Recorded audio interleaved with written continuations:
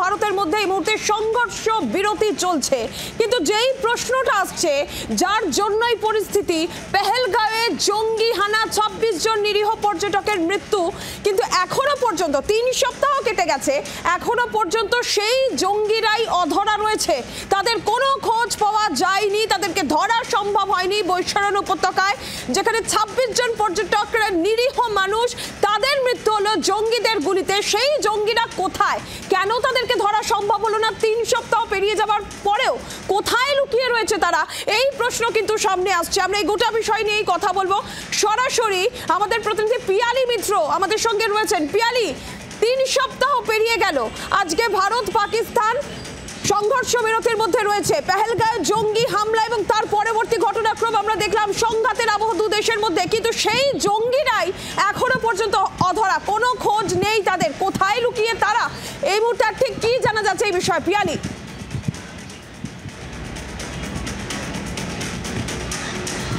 একেবারে দেখো, সেই প্রশ্নটা খুব জোরালোভাবে উঠছে, তার কারণ 22শে এপ্রিল পেহেলগাঁওয়ের বৈশারণ ভ্যালিতে হামলার ঘটনা ঘটে, যেখানে 26 জন ট্যুরিস্ট তাদের মৃত্যু হয়েছিল।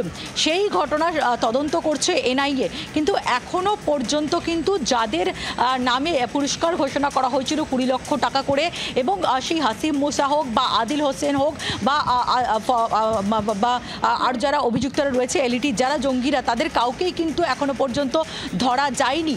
ফলে খুব স্বাভাবিকভাবেই যেটা প্রশ্ন উঠছে যে এই জঙ্গিরা কোথায়। তারা যেটা অনুমান করা হচ্ছিল যে বৈশারণ ভ্যালি যেখানে এই হামলার ঘটনা ঘটে, সেখান থেকে তারা সম্ভবত নিলাম ভ্যালি দিয়ে তারা এখানে এসেছিল, এবং পরবর্তী সময় কি তারা নিলাম ভ্যালিতেই আবার পালিয়ে যায় এবং সেখান থেকেই তারা অন্য জায়গায় আত্মগোপন করেছে। কিন্তু এই প্রশ্নগুলোর এখনো পর্যন্ত উত্তর মেলেনি।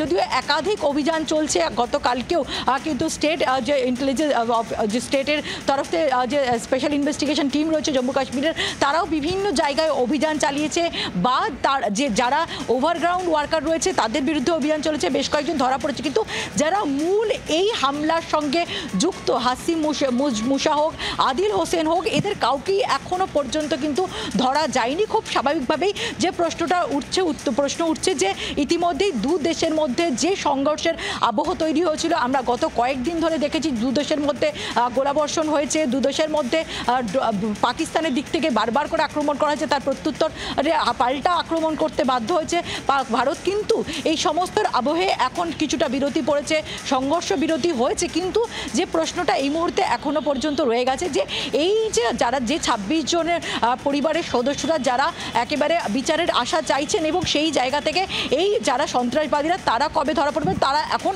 এই মুহূর্তে কোথায় আত্মগোপন করে আছে, কোথায়? পিয়ালি, তুমি আমাদের সঙ্গে থাকো। কোথায় সেই 5 জঙ্গি যাদের ছবি সামনে এসেছে?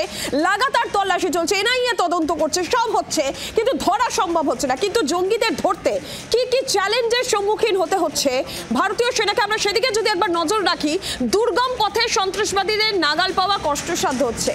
যে চ্যালেঞ্জের সম্মুখীন হতে হচ্ছে, ঘন জঙ্গল, সেখানে ড্রোনের যে ভিউ আসছে সেই ভিউ যথেষ্ট নয়, সেই ভিউ যথেষ্ট খারাপ আসছে। ঘন জঙ্গলের কারণে জঙ্গিদের কাছে চীনা মোবাইল অ্যাপ ব্যবহার, জঙ্গিরা চীনা মোবাইল অ্যাপ ব্যবহার করছে, যে খবর সূত্র মারফত পাওয়া যাচ্ছিল, এটা একটা যেরকম বিষয় রয়েছে। আর অ্যাপটি অফলাইন নেভিগেশন সফটওয়্যারে চলে, অর্থাৎ অ্যাপটি যদি বন্ধও হয়ে যায় তারপরেও কিন্তু তার যেটা ঠিকানা, সেই ঠিকানা সে দিতে পারবে। ইন্টারনেট কানেকশন না থাকলেও চলে এই অ্যাপ, চীনা মোবাইল এই অ্যাপ।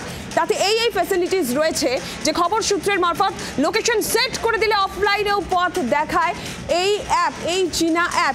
এই সমস্ত প্রতিকূলতা কিন্তু রয়েছে, যেটা হয়তো এই জঙ্গিদের খুঁজতে বাধা দিচ্ছে। পিয়ালি, এই জায়গা থেকে বেশ কিছু প্রতিকূলতা, বেশ কিছু চ্যালেঞ্জেরও সম্মুখীন হতে হচ্ছে এই জঙ্গিদের খুঁজতে গিয়ে।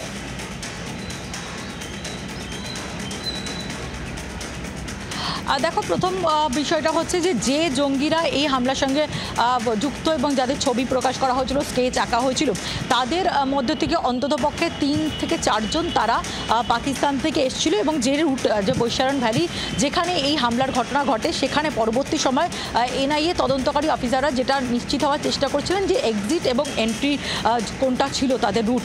সেক্ষেত্রে দাঁড়িয়ে তারা যেটা অনুমান করছেন যে নিলাম ভ্যালি অর্থাৎ পিওকের দিকে রয়েছে এই নিলাম ভ্যালি, সেই নিলাম ভ্যালি ভ্যালির দিক থেকে তারা এখানে আসে এবং একেবারে দুর্গম পথ পেরিয়ে এবং বৈশারান ভ্যালিতে ঢুকেছিল, যেটা অনুমান যে জায়গাটা এতটাই দুর্গম সেখানে খুব একটা নজরদারি থাকে না, সেই সুযোগ নিয়ে তারা এখানে পৌঁছেছিল এবং সেই সুযোগ নিয়ে পালিয়ে যায়। এখন এর মধ্যে তারা পাকিস্তানে পালিয়ে গেছে বলে আশঙ্কা করা হচ্ছে, কিন্তু তাদের যারা সহযোগিতা করেছিল, যারা ওভারগ্রাউন্ড ওয়ার্কার, তাদের ক্ষেত্রেও ধরার ক্ষেত্রে, কারণ বহু জায়গায় তুমি জানো যে অভিযান চালানো হয়েছে, যারা সাহায্যকারী, যারা লজিস্টিক সাপোর্ট করছে, কয়েকদিন আগেই এই রকম একজন ওভারগ্রাউন্ড ওয়ার্কারকে তারা ডিটেন করেছিল।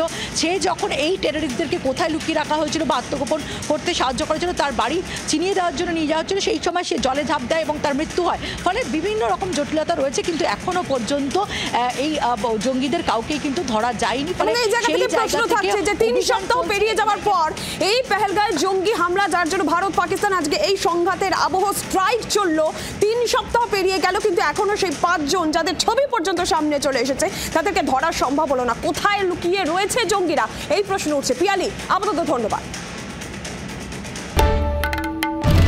বাংলার আওয়াজ, বাঙালির আবেগ, জি 24 ঘন্টা।